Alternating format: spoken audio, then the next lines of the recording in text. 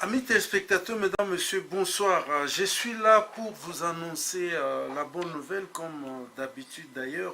C'est pour vous dire que votre Mediaset pour le mois de septembre est déjà dans vos kiosques ici en Europe et à Kinshasa et dans certains pays africains, avec à la une un titre très intéressant.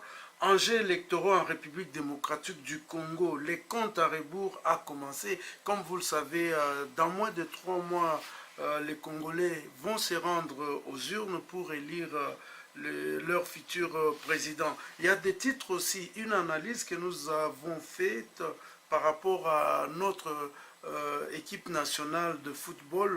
46 ans après le mondial d'Allemagne 1974, quel bilan pour le football congolais? Comme vous savez, notre football est pratiquement dans la léthargie totale.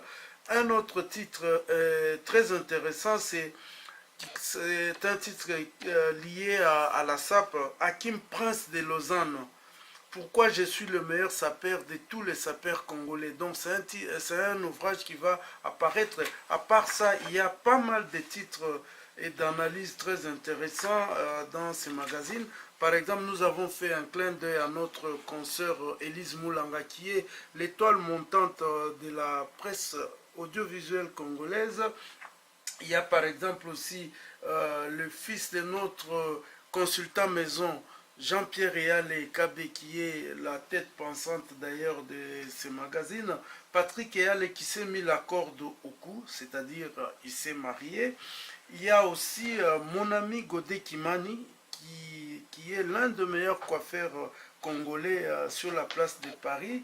Il y a Félix Tshisekedi Chilombo qui nous promet d'être sans pitié contre la corruption. Donc ça sera tolérance zéro pour la corruption. Il y a aussi la rubrique les gens de Eyale Ikade, hein, qui a épinglé quelques gens que vous connaissez.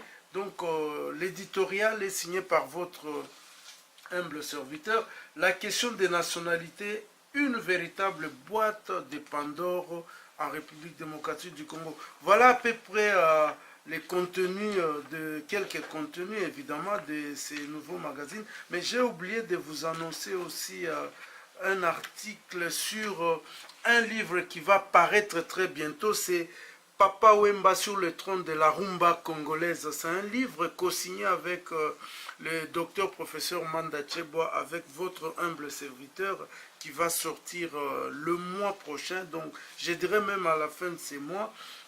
Et puis il y a un clin d'œil que nous avons fait à une grande chanteuse, Barbara Kanam, la diva suprême de la rumba congolaise. Pourquoi j'ai surnommé cette dame la diva suprême? Il suffit de parcourir ces magazines pour avoir la réponse. Donc il est là dans vos kiosques. Donc fidèle au poste, nous sommes toujours là pour vous servir.